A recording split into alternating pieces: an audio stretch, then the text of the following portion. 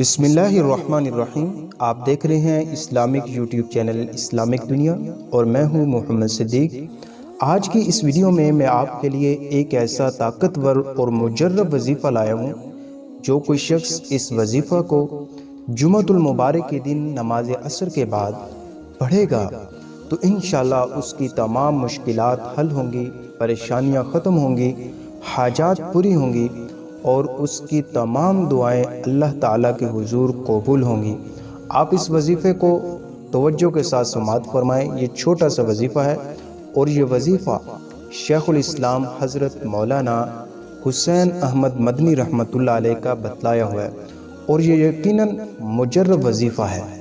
آپ نے جمعۃ المبارک کے دن عصر کی نماز کے بعد 3 مرتبہ سورۃ الفاتحہ، 3 مرتبہ آیت الکرسی اور 25 مرتبہ آیت کریمہ، آخر میں 11 مرتبہ درود ابراہیمی پڑھ کر اللہ تعالیٰ کے حضور کامل یقین اور توجہ کے ساتھ اپنی تمام مشکلات کے لیے، حاجات کے لیے، پریشانیوں کے لیے، رزق کی تنگی کے لیے دعا مانگیں۔